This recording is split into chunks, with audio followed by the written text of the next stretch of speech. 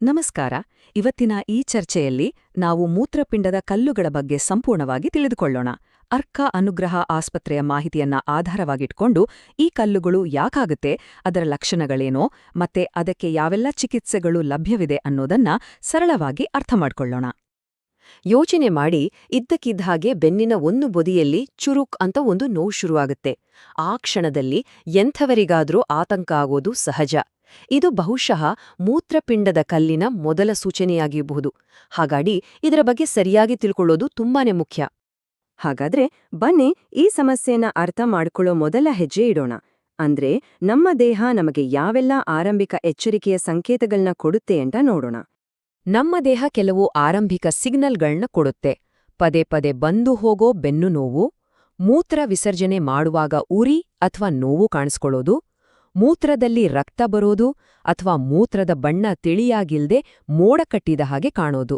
ಇವೆಲ್ಲವನ್ನೂ ಗಂಭೀರವಾಗಿ ತಗೋಬೇಕು. ಇದನ್ನ ದಯವಿಟ್ಟು ನಿರ್ಲಕ್ಷ್ಯ ಮಾಡಬೇಡಿ. ಸರಿ, ಲಕ್ಷಣಗಳಾಯ್ತು. ಆದ್ರೆ ಈ ಕಲ್ಲುಗಳು ಯಾಕೆ ಆಗುತ್ತೆ? ಅಸಲಿಗೆ ನಮ್ಮ ಕಿಡ್ನಿಲಿ ಏನಾಗುತ್ತೆ? ಈ ಕಲ್ಲುಗಳು ಹೇಗೆ ತಯಾರಾಗುತ್ತೆ? ಇದರ ಹಿಂದಿರೋ ವಿಜ್ಞಾನವನ್ನ ಸ್ವಲ್ಪ ಸಿಂಪಲ್ ಆಗಿ ನೋಡೋಣ ಬನ್ನಿ. ಮೂಲತಃ 3 ಮುಖ್ಯ ಕಾರಣಗಳನ್ನ ನಾವು ನೋಡಬಹುದು.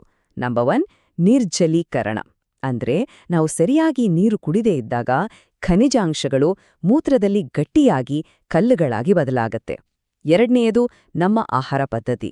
ಮತ್ತೆ ಮೂರನೇದಾಗಿ ಈಗಾಗಲೇ ಇರುವ ಕೆಲವು ಆರೋಗ್ಯ ಸಮಸ್ಯೆಗಳು ಕೂಡ ಈ ಕಲ್ಲುಗಳು ಉಂಟಾಗೋಕೆ ಕಾರಣ ಆಗಬಹುದು. ಇಲ್ಲಿ ಒಂದು ಇಂಟ್ರೆಸ್ಟಿಂಗ್ ವಿಷಯ ಇದೆ ಗೊತ್ತಾ? ಎಲ್ಲ ಕಿಡ್ನಿ ಸ್ಟೋನ್ಸ್ಗಳು ಒಂದೇ ಥರ ಇರೋದಿಲ್ಲ.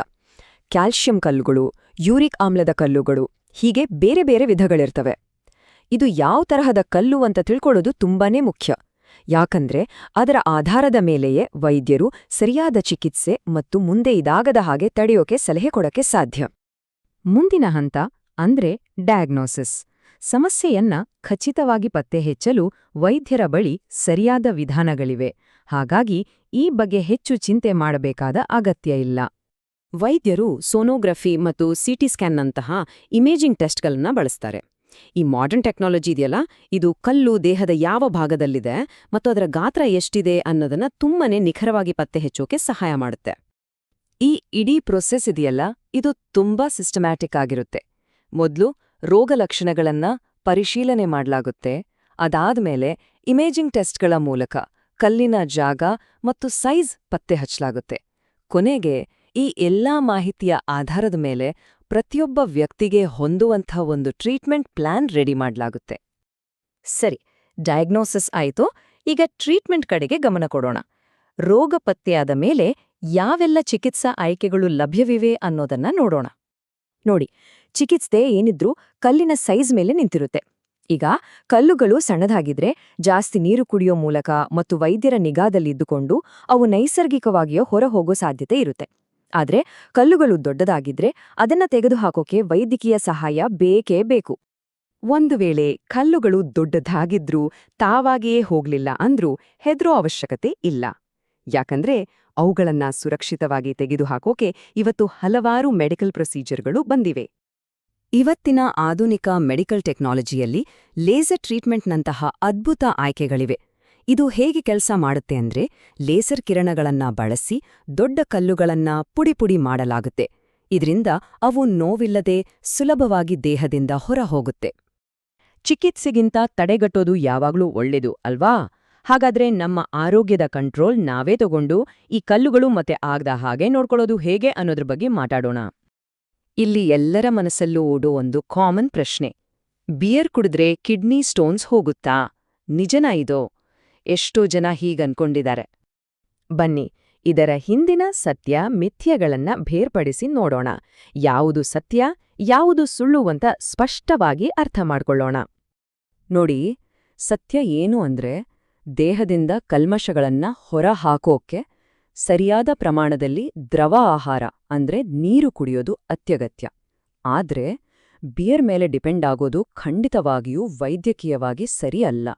ಸೊ ನಾವು ಫೋಕಸ್ ಮಾಡಬೇಕಾಗಿರೋದು ಬುದ್ಧಿವಂತಿಕೆಯ ಆಯ್ಕೆಗಳ ಮೇಲೆ ಮತ್ತು ಪ್ರತಿದಿನ ಸ್ಥಿರವಾಗಿ ನೀರು ಕುಡಿಯೋದರ ಮೇಲೆ. ತಡೆಗಟ್ಟೋ ವಿಚಾರದಲ್ಲಿ ನಾವು ತಿನ್ನೋ ಆಹಾರ ಕೂಡ ತುಂಬಾನೇ ಮುಖ್ಯ ಆಗತ್ತೆ. ಸಾಕಷ್ಟು ನೀರು ಕುಡಿಯೋದು ಮತ್ತು ಪೌಷ್ಟಿಕಾಂಶವಿರೋ ಸಮತೋಲಿತ ಊಟ ಮಾಡೋದು ಬಹಳ ಮುಖ್ಯ. ಹಾಗೇನೆ ಕಲ್ಲುಗಳನ್ನ ರೂಪಿಸುವಂಥ ಪದಾರ್ಥಗಳು ಹೆಚ್ಚಾಗಿರೋ ಆಹಾರಗಳನ್ನ ಆದಷ್ಟು ಕಡಿಮೆ ಮಾಡಬೇಕು. ಕೊನೆಯದಾಗಿ, ಆದರೆ ಅಷ್ಟೇ ಮುಖ್ಯವಾದ ವಿಷಯ, ಯಾಕೆ ನಾವು ಎಕ್ಸ್ಪರ್ಟ್ ಡಾಕ್ಟರ್ ಹತ್ರನೇ ಹೋಗ್ಬೇಕು? ನಾವೇ ಸ್ವಂತ ಚಿಕಿತ್ಸೆ ಮಾಡ್ಕೊಳ್ಳೋದಕ್ಕಿಂತ ವೃತ್ತಿಪರ ವೈದ್ಯಕೀಯ ಮಾರ್ಗದರ್ಶನ ಯಾಕೆ ಅಷ್ಟು ಮುಖ್ಯ? ಒಬ್ಬ ರೋಗಿಯ ಈ ಮಾತುಗಳನ್ನ ಕೇಳಿದ್ರೆ ಗೊತ್ತಾಗುತ್ತೆ, ಒಬ್ಬ ಅನುಭವಿ ಮತ್ತು ಕಾಳಜಿ ಇರೋ ವೈದ್ಯರ ಆರೈಕೆ ಸಿಕ್ಕಾಗ ಅದು ಚೇತರಿಸ್ಕೊಳ್ಳೋ ಪ್ರಕ್ರಿಯೆ ಮೇಲೆ ಎಷ್ಟು ಒಳ್ಳೆಯ ಪರಿಣಾಮ ಬೀರುತ್ತೆ ಅಂತ. ಒಂದು ಒಳ್ಳೆಯ ಆಸ್ಪತ್ರೆ ಅಂದ್ರೆ ಅಲ್ಲಿ ಬರೀ ಮಾಡರ್ನ್ ಟ್ರೀಟ್ಮೆಂಟ್ ಮಾತ್ರ ಇರೋದಿಲ್ಲ, ಬದಲಿಗೆ ಸಹಾನುಭೂತಿಯ ಆರೈಕೆ, ಸಮಗ್ರ ದೃಷ್ಟಿಕೋನ ಇವೆಲ್ಲವೂ ಇರುತ್ತೆ. ಅರ್ಕ ಅನುಗ್ರಹ ಆಸ್ಪತ್ರೆಯಲ್ಲಿ ಇರೋ ಅನುಭವಿ ಮೂತ್ರಶಾಸ್ತ್ರಜ್ಞರ ತಂಡ ಇದೇ ತತ್ವಗಳ ಮೇಲೆ ಕೆಲಸ ಮಾಡುತ್ತೆ.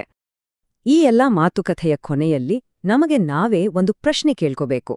ನಮ್ಮ ದೇಹ ನಮ್ಗೆ ಕೊಡ್ತಾ ಇರೋ ಸಣ್ಣ ಸಣ್ಣ ವಾರ್ನಿಂಗ್ ಸೈನ್ಸ್ಗಳನ್ನ ನಾವು ನಿಜವಾಗ್ಲೂ ಕೇಳ್ಕೊಳ್ತಾ ಇದೀವಾ?